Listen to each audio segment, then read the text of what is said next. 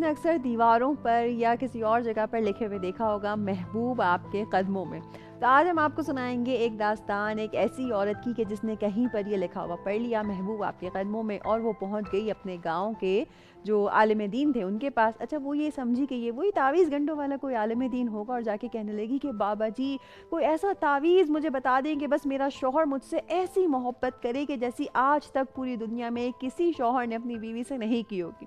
اچھا وہ تعویذ گنڈے والے عالم تو تھے نہیں، وہ تو پڑھے لکھے شخص تھے، تو آپ باقاعدہ جو اصلی عالم ہوتے ہیں وہ تھے، تو سمجھ گئے کہ ماجرا کیا ہے۔ کہنے لگے کہ دیکھو اس کے لیے تمہیں بہت بڑی قیمت چکانی پڑے گی، اور اس کا جو عمل ہے نا وہ بڑا ہی مہنگا ہے، تم نہیں کر پاؤ گی، تم رہنے دو، جاؤ چھوڑ دو۔ تو وہ عورت کہنے لگی نہیں نہیں بابا جی، اپنے شوہر کی محبت پانے کے لیے تو میں ہر کام کروں گی، آپ صرف مجھے بتائیں کتنے پیسے دینے ہیں۔ تو وہ عالم کہنے لگے کہ نہیں مجھے پیسوں کی ضرورت نہیں، بس تمہیں ایک کام کرنا ہے، شیر کی گردن کا ایک بال توڑ کر تمہیں اپنے ہاتھوں سے میرے لیے لانا ہوگا۔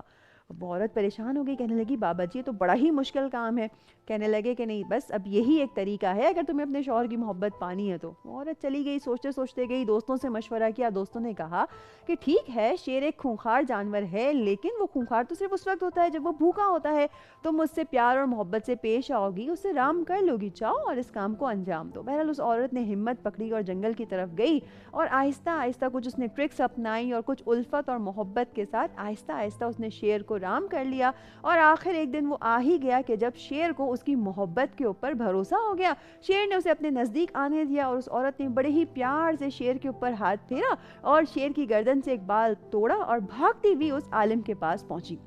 کہنے لگی بابا جی، بڑا ہی جوش و خروش اس کے اندر تھا، بابا جی یہ دیکھیے آپ نے شیر کی گردن کا بال لانے کا کہا تھا، یہ دیکھیے میں لے آئی ہوں۔